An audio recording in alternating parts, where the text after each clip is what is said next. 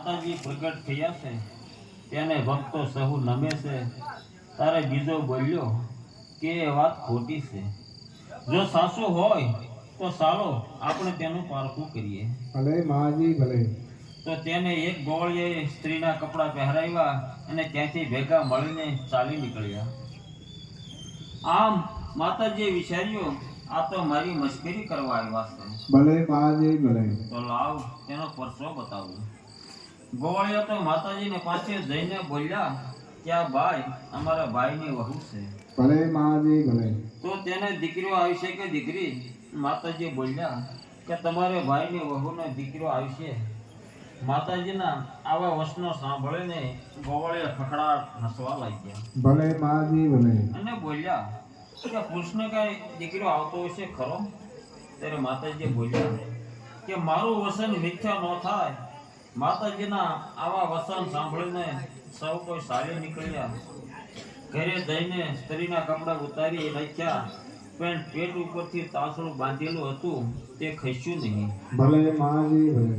આથી ગોવાળિયા મૂંઝાણા અને પાછા ભેગા મળીને માતાજી પાસે આવ્યા અને માતાજી પાસે માફી માગી. ત્યારે માં જગદંબા તો દયાળુ છે, તેણે માફી આપી કે હે માં હવે શું કરવું? ભલે માજી ભલે. ત્યારે માતાજી બોલ્યા કે તે તાંસળું તોડી નાખો અને તેમાં રહેલ બાળક અહીંયા મૂકી જાઓ. ભલે માજી ભલે. ત્યારે ગોવાળિયા ઘેરે આવીને તાંસળું તોડી નાખ્યું, તેમાંથી બાળક નીકળ્યું. એ માતાજીના કહેવા પ્રમાણે માતાજી પાસે મૂકી આવ્યા. ભલે માજી ભલે. માતાજી પાસે મૂકીને સૌ ચાલી નીકળ્યા. હવે આ બાળકનું પોતે માતાજી લાલન પાલન કરે છે, ભલે માજી ભલે. ઉછેરીને મોટો કરે છે. આ બાળકને કાંબળિયામાં વીંટાળીને મૂકેલો હોવાથી તેનું નામ કાંબળિયો એવું પડ્યું. ભલે માજી ભલે. તો આવી રીતે બહુસર ભગત કાંબળિયા ઉત્પન્ન થયા છે. તો આ વાર્તા માતા બહુસરાજી અને તેના ભગતની કહેવાય. ભલે માજી ભલે. પાટણ મારું પરગણું ગાંગા વાળું ગામ, ઉત્તમ કુળમાં અવતર્યા અને મધ્યે કીધા કામ. ભલે માજી ભલે. પાટણવાળા પ્રગણમાં રાજા ગાંગુ ગામેથી રાજા રાજ કરે છે. આ રાજાને ગુણ સુંદરી પવિત્રતા મહાસતી રાણી હતા. ભલે માજી ભલે.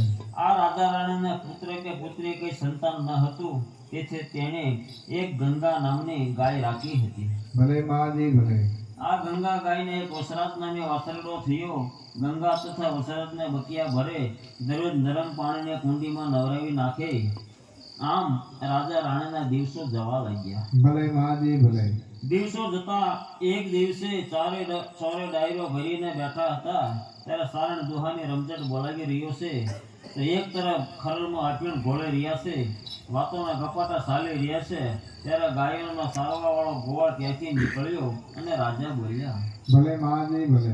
કે આપણા વસરાજને વડારીઓ કર્યો હોય તો ગોડલો કેવો થાય? ભલે માજી ત્યારે ભલે. સભાજનો બોલ્યા હા હા બાપુ, આવું કામ બોલો છો? તમારી મતી ભરી ગઈ કે શું? ભલે માજી ભલે. કહેતા હો તો વસરાજ કરતા ગોડલા સારા લાગી આપીએ.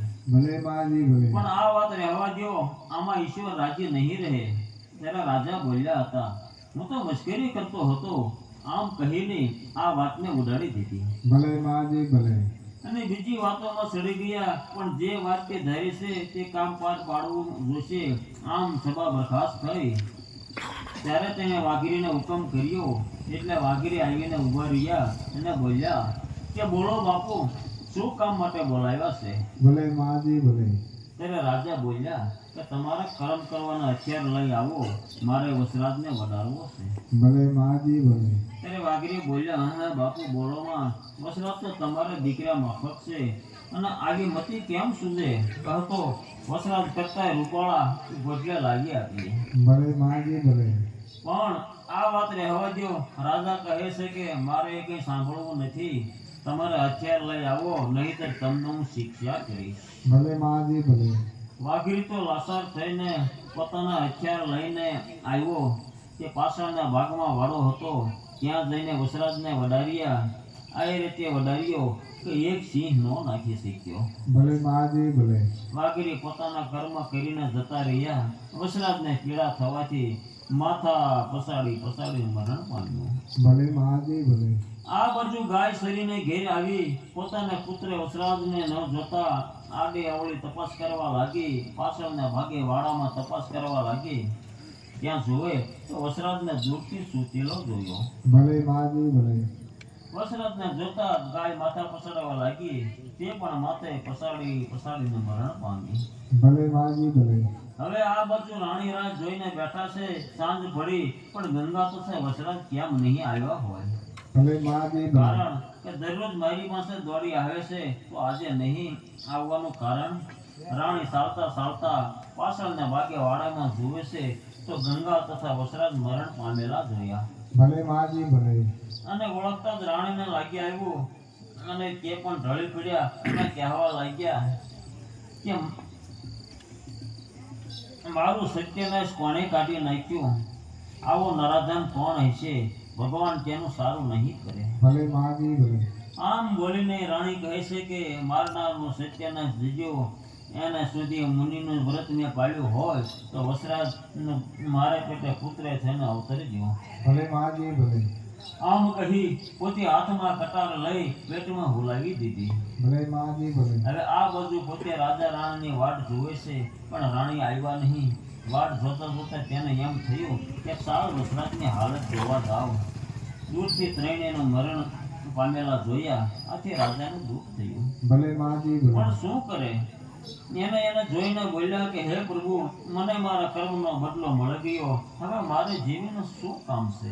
ભલે માજી ભલે. આમ કહી હાથમાં તલવાર ખુલ્લી કરીને જ્યાં ગળા પર મારવા જાય છે ત્યાં ગાયોનો ગોળ આવી ગયો અને બોલ્યા હા બાપુ, જે બદલો મળવાનો હતો તે મળી ગયો. જે વિચાર કરવાનો હતો તે પહેલો કરવો હતો ને અત્યારે શા કામનો? ભલે માજી ભલે. મહારાજ રાણીને બીજે મળશે, મરવાનું રહેવા દો. આમ કહી ઘણું ઘણું સમજાવી અને રાજાને મરતા અટકાવ્યા. ભલે માજી ભલે. એક દિવસ અચાનક મૂંગીઓ વાગ્યો અને સમાચાર મળ્યા કે બાદશાહની ફોજ ચડી આવી. ત્યારે રાજાએ પોતાનું સૈન્ય તૈયાર કર્યું અને લડવા લાગ્યા. લડતા ત્રણ ગામની સીમાડે નહીં ખડ કે પાણી તેવી જગ્યાએ બાદશાહના હાથે રાજા મરણ પામ્યા. ભલે માજી ભલે. હવે આ રાજા ગામોથી મરણ પામ્યા હતા કે રાજા મેપા બારિયાને ત્યાં પુત્ર રૂપે અવતર્યા. તેનું નામ રૂપસિંહ રાખવામાં આવ્યું. ભલે માજી ભલે. અને આ રાણી જે પેટમાં કટાર મારીને મરણ પામી હતી તે રાણી ઉજ્જૈનમાં ધનપાળ નામના વાણિયાને ઘેરે પુત્ર રૂપે અવતરી. હવે આ મેપા બારિયાનો ત્યાં પુત્ર રૂપે અવતર્યો. આપણે કહેવત છે કે ઉગતા છોડના પારખા પાંદડેથી થાય અને પુત્રના પગ પારણેથી ઓળખાય. ભલે માજી ભલે. આ વૃક્ષના આશરે 12 કે 15 વર્ષનો નહીં થયો હોય છતાં પાણી શિરડે જઈને સ્ત્રીઓને બેડા ફળવા લાગ્યો. એક દિવસ સરખી સહેલીઓ બેડા ભરવા આવી અને પોતાના સુખ દુઃખની વાતો કરે છે અને રૂપસિંહ પછી વાતો સાંભળે છે એટલે પહેલી સખી પૂછે છે, ભલે માજી ભલે. સંદાબની મૃગને હંસની ચાલ સલગ, મેં તુજે પૂછું સખી તું આવું રૂપ અલગ. ત્યારે બીજી સખી જવાબ આપે છે, જે જામ્યું મૂર્ખ મૃગિયા હજુ શહેરમાં ભરત, પુરુષે ખડે ગીર વર્ણે તો એ સખી કયું પીયું અલગ. ભલે માજી ભલે. ત્યારે ત્રીજી સખી પૂછે છે, સંદાબની મૃગલની હંસની ચાલ સલકે, હે સખી તું કાજલ કબૂલ કરત. ભલે માજી ભલે. ત્યારે ચોથી સખી જવાબ આપે છે, કાજલ કરું તો 10 મરે અને બેસાર સારું તો 20, એક ટીલડી છોડું તો સખી મરે 25. ભલે માજી ભલે. આમ સખી 20 ની વાત સાંભળીને જોરથી તીર કંઠું મારીને સ્ત્રીનું બેડું ફોડી નાખ્યું. ભલે માજી ભલે. એટલે સ્ત્રીને ક્રોધ ચડ્યો ને કીધું કે આવા કર્મ કરવાથી તારી કીર્તિ વચ્ચે નહીં. માટે ઉજ્જૈનમાં સફારાનંદીને કાંઠે સિંધવડ છે, તે ગંધારિયું સ્મશાન છે, ત્યાં બાવો બાળનાથ રહે છે. ભલે માજી ભલે. ત્યાં જઈને વશીકરીને વિદ્યા શીખ તો મનગમતી સ્ત્રી વંશ થશે. એટલે રૂપકુમાર પોતાના ઘરે આવ્યો અને બીજે દિવસે ઘરેથી કીધા વગર નીકળી ગયા. ભલે માજી ભલે. ચાલતા ખૂબ ચાલ્યા બાદ ઉજ્જૈન પાસે સફારા નદીને કાંઠે બાવા બાળનાથની મઢીએ જઈને ઊભો રહ્યો. ત્યારે બાવા બાળનાથ બોલ્યા કે બચ્ચા કોણ છો અને અહીં શા માટે આવ્યો છો? ભલે માજી ભલે. હું મેપા બારીયાનો કુંવર છું અને હું અહીંયા વશીકરણ વિદ્યા શીખવા માટે આવ્યો છું. બાવો બાળનાથ કહે કે સાંભળ, જો 500 શેલા પ્રગટ છે અને 500 શેલા ગુપ્ત છે. તું ક્યાં સેવા કરીશ? ભલે માજી ભલે.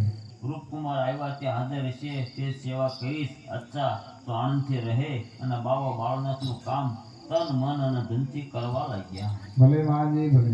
હવે આ બાજુ ધનપાળ નામના વાણિયાને ત્યાં પુત્ર રૂપે અવતરેલી રાણી, તેમનું નામ રતનબાઈ રાખેલું. ભલે માજી ભલે. અને આ રતનબાઈ 15 કે 16 વર્ષના થઈ ગયા ત્યારે તેને તે જ શહેરના સુલસલૈયા શેઠની મોતીસન નામના કુંવર સાથે પરણાવી.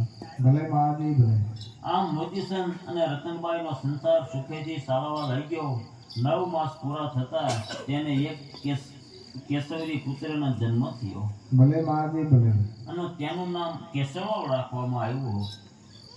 હવે આમ મોતીસનને બીમારી લાગવાથી એકાએક મોતીસન શેઠ મરણ પામ્યો અને રતનબાઈ પણ સુકાતુર થઈ પણ પુત્ર ખાતર જીવતી રહી. ભલે માજી ભલે. અને હવે આવા દુઃખોમાં રતનબાઈ અને કેશવલાલનો મહાદીકરો દિવસો વિતાવે છે.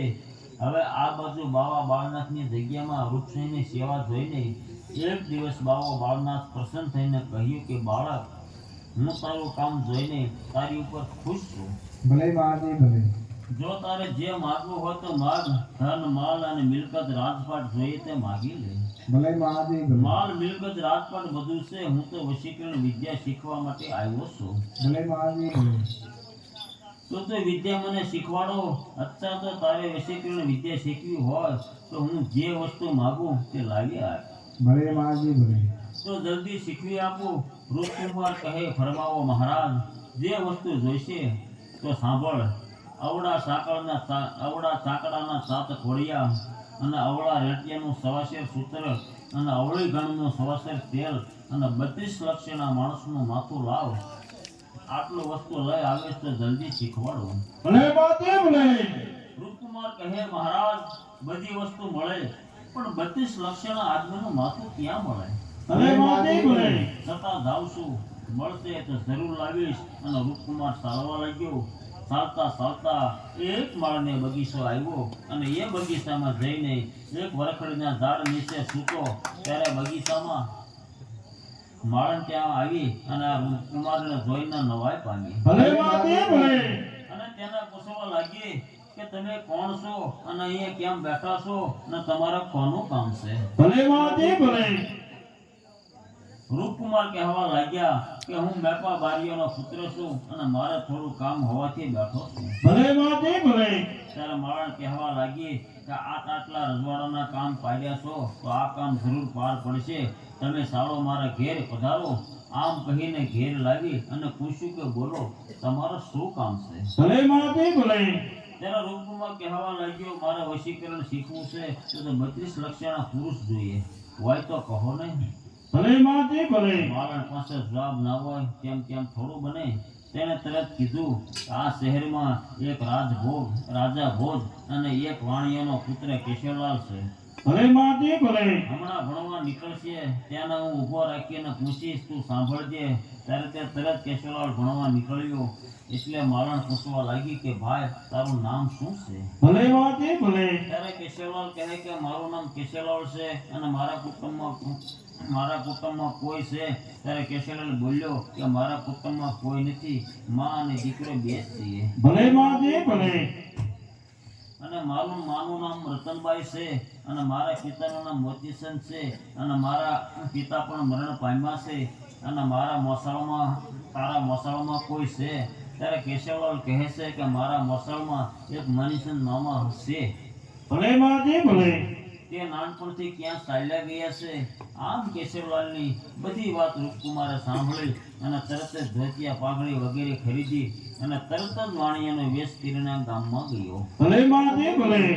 અને જૂનો શોખ જોઈને રડવા લાગ્યો. કહેવા લાગ્યો કે હે રતનબેન, બાપુ ક્યાં છે? અને મા પણ ક્યાં છે? મને ખબર નથી. આપણા ઘર ક્યાં છે? મને તો તારું નામ યાદ નથી.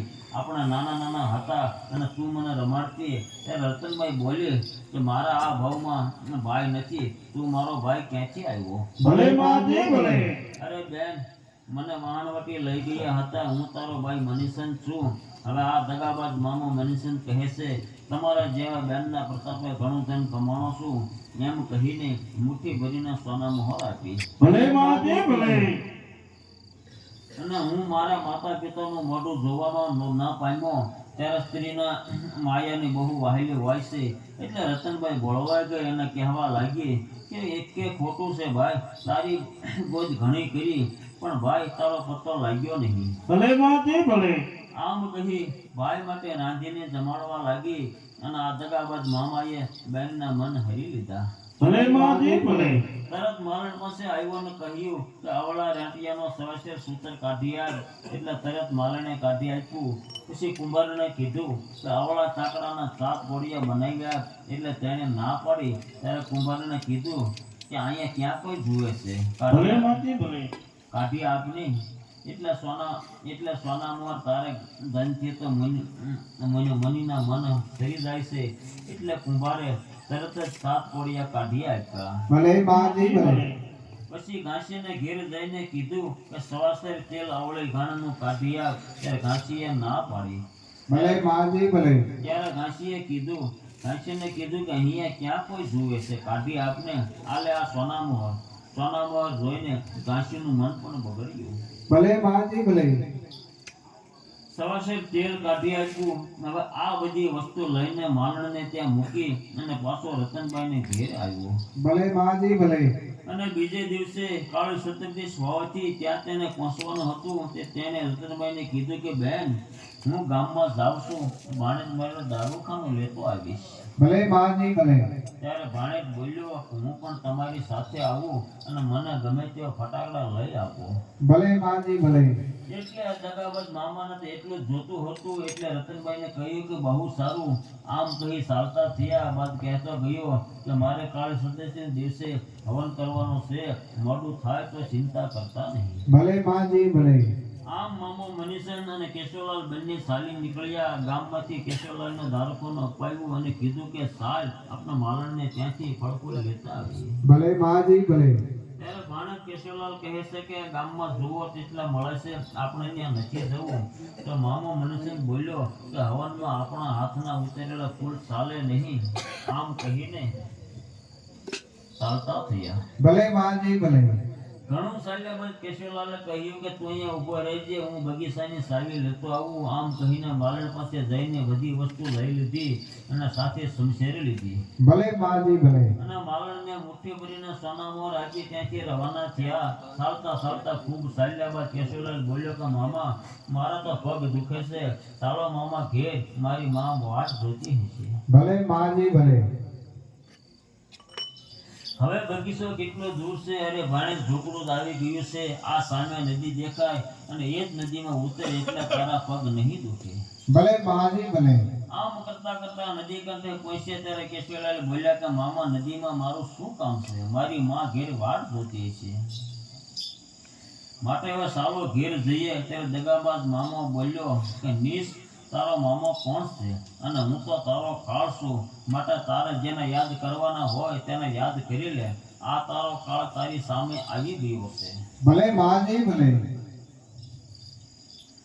ત્યારે કેશવલાલ કે હા મામા આવું બોલસમાં તમારી મતી મરી ગઈ કે શું કે ભગવાન તમને માફ નહીં કરે મામા ત્યાં તો માઠી કરી આશો કર્યો અન્યાય કાઠી ખંડને વાપરે ઘરે વાડ જોતી મારી માય ભલે માજી ભલે તારા મામા બોલ્યો કે વલખા મારામાં વાણિયા કુંવર કેશવલાલ મારે શીખવું વશીકરણ અને તારા મસ્તક નું છે કામ ભલે માજી ભલે તારા કેશવલાલ બોલ્યો કે વિશ્વેશ દઈ વાત કરે બહુમાનું પ્રાણ મરશે ભૂંડા મોત તને જીવવા દેશે શ્રાપ ભલે માજી ભલે આવું સાંભળતા જ કેશવલાલનું ધડથી મસ્તક ઉડાડી દીધું અને ધડને રેતીમાં દાટી દીધું અને મસ્તક લઈને બાવા બાળાનાથ પાસે પહોંચી ગયો ભલે માજી ભલે બાવા બાળાનાથને આ મસ્તકને શીકે ચડાવી દીધું નીચે 7 કોડિયા મૂક્યા એમાં સૂત્રની 7 વાટ મૂકી અવળા ગાણને સવસ્તે તેલ પૂર્યું એવામાં આ બાજુ રતનભાઈ પણ ભાઈની વાટ જુએ છે ભલા પાડોશીઓને બોલાવીને વાત કરી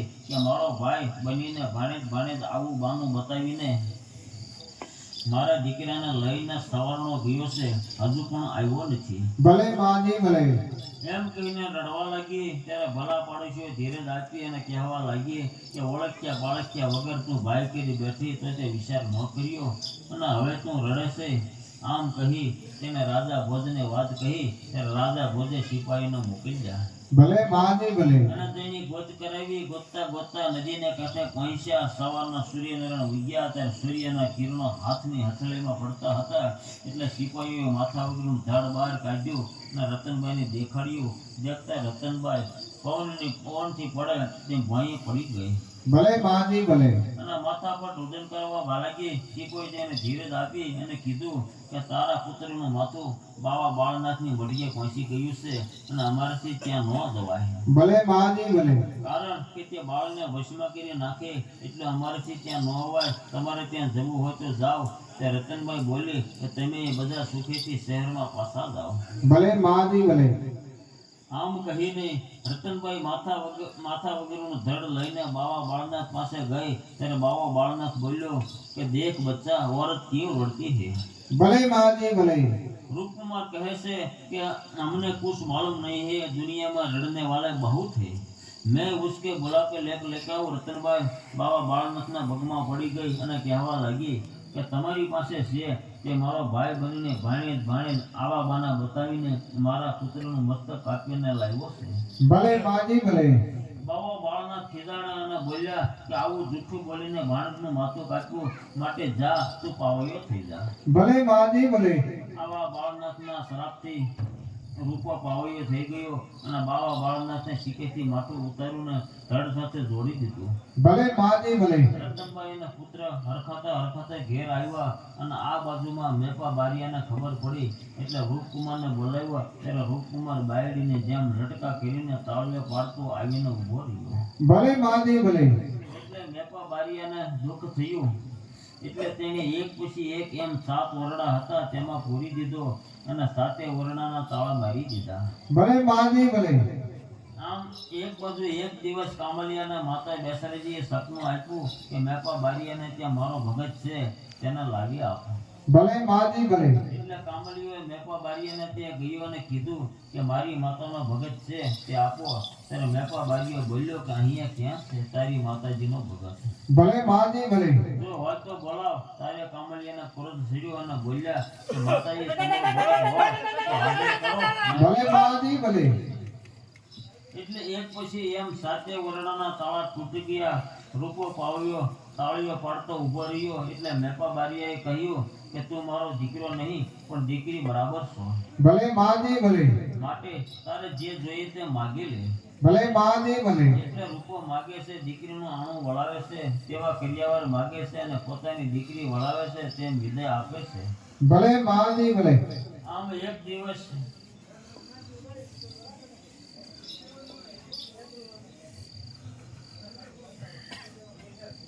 તેને સમારને હુકમ કર્યો કે તું સૂતર લાવ. ત્યારે સમારે કહી દીધું કે અમારા રાજા નથી કે હુકમ કરો છો, હવે તું તો માંગણ છો.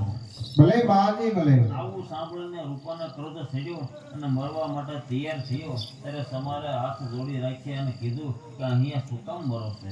ભલે માજી ભલે માતાજી પાસે જઈને મર તેથી તારું કલ્યાણ થાય. ભલે માજી ભલે માતાજી પાસે મરવા જાય છે તે માતાજી બોલ્યા કે શા માટે મરે છે, જા તારા અસલ સ્વરૂપમાં આવી જા. ભલે માજી ભલે અસલ સ્વરૂપમાં થઈ ગયો. ત્યારે રૂપો બોલ્યો કે હવે આ કપડા હું કોને આપું. એટલે માતાજી બોલ્યા કે કપડા તું તરગારાને આપી દેજે ભલે માજી ભલે અને તેના શરીરમાં હું પવન રૂપે આવીશ અને તેથી તારો વંશ રહેશે. આવી રીતે માતા બહુસરના અનેક પ્રસાદ છે. ભલે માજી ભલે પાટણવાળા નગરમાં સાવડો રાજા રાજ કરે અને તેની બાજુની નગરીમાં વધુ સોલંકી રાજા પણ રાજ કરે છે. ભલે માજી ભલે આ બંને રાજા મિત્ર હતા અને તેમના ઘરેથી બંને રાણીઓ પણ સગી બહેનપણીઓ હતી. ભલે માજી ભલે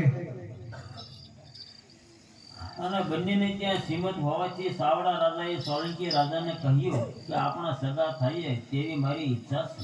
ભલે માજી ભલે તો સોલંકી રાજા બોલ્યા કે ભલે ભાઈ તારી મરજી. સોલંકીનું આવું સાંભળીને સાવડા રાજાએ વાત કરી કે જો તારે ત્યાં દીકરી અને મારે ત્યાં દીકરો તો પણ આપણા સગા થવાનું, અથવા મારે ત્યાં દીકરી અને તારે ત્યાં દીકરો તો પણ આપણા સગા થવાનું. ભલે માજી ભલે બોલો કબૂલ છે. સોલંકી રાજા કહે ભલે. આમ કરતા કરતા 9 માસ પૂરા થયા બાદ સાવડા રાજાને ત્યાં દીકરીનો જન્મ થયો. ભલે માજી ભલે એટલે સાવડા રાજા કહેવાયું કે મારે ત્યાં દીકરીનો જન્મ થયો છે. હવે આ બધું સોલંકી રાજાને પણ ત્યાં દીકરીનો જન્મ થયો. ભલે માજી ભલે દીકરી જન્મેલી હોવાથી તેને દુઃખ થયું અને મનમાં વિચાર્યું કે હવે હું સગાઈ નહીં રહે, પણ તેને કહેવાયું કે મારે ત્યાં દીકરાનો જન્મ થયો છે ભલે માજી ભલે અને હું તમારે ત્યાં વ્યવસાય કરી શક્યો છું. આમ 15 થી 16 વર્ષ વીતી ગયા બાદ લગ્ન કરવાનું નક્કી કર્યું. ભલે માજી ભલે સાવડા રાજાએ પોતાની દીકરીના લગ્ન આદર્યા અને સોલંકી રાજાને સંદેશો મોકલ્યો કે આપણા લગ્ન કરવાના છે તો જાન જોડીને વહેલાસર પધારજો. ભલે માજી ભલે આમ સોલંકી રાજા જાન જોડીને સાવડા રાજાને ત્યાં આવ્યા. ધામધૂમથી લગ્ન કર્યા અને સાવડા રાજાએ પોતાની દીકરીને વિદાય આપી. ભલે માજી ભલે અને સાસરે વળાવ્યા બાદ સાસરે જઈને આવ્યા ત્યારે તેને ખબર પડી કે પુરુષ નથી પણ મારે જેવી સ્ત્રી છે. ભલે માજી ભલે આવું જાણીને તેણે એને માને વાત કરી, માં તમે મને જે ઠેકાણા સાસરે વળાવી છે તે પુરુષ નથી પણ સ્ત્રી છે. ભલે માજી ભલે હવે આ રાણીએ રાજાને વાત કરીને આ વાત સાંભળતા સાવડા રાજાને વેર લેવાનું નક્કી કર્યું. પણ સાવડા રાજા બુદ્ધિશાળી હતા એટલે તેણે પારખું કર્યું અને સંદેશો મોકલ્યો કે અમારી દીકરી ત્યાં આવવા ઉતાવળ કરે છે તો જમાઈ રાજાને મોકલો તે તેડી જાય. ભલે માજી ભલે હવે આ સંદેશો સાંભળતા સોલંકીની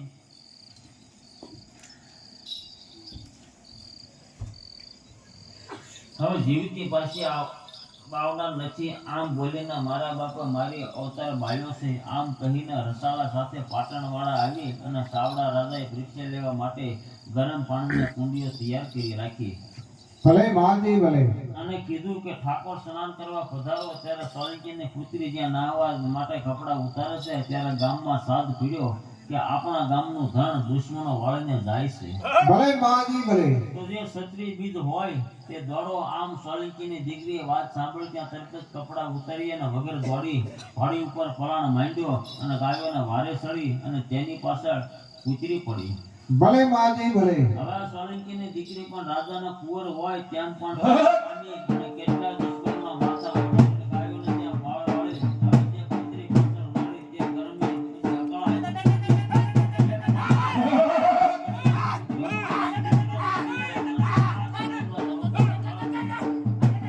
ભલે માજી ભલે વાળી મટીને ઘોડો થઈ ગયો. સોલંકીની દીકરી વિચાર્યું કે અહીંયા ચમત્કાર લાગે છે. પોતે પણ નાહવા લાગી. પુત્રી મટીને પુરુષ થઈ ગયો. તો તેને કહ્યું કે અહીંયા ગમે તે દેવસ્થાન હોય ત્યાં હાજર થાઓ.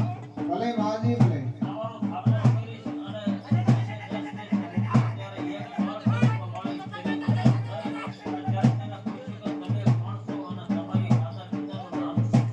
ભલે માજી ભલે મારા માણસો પર સ્ત્રી બોલ્યું કે મેરું બાપાની દીકરી માતા અને બરફની ઉતરી વાળા વંશજ મારું નામ. માતા કી જય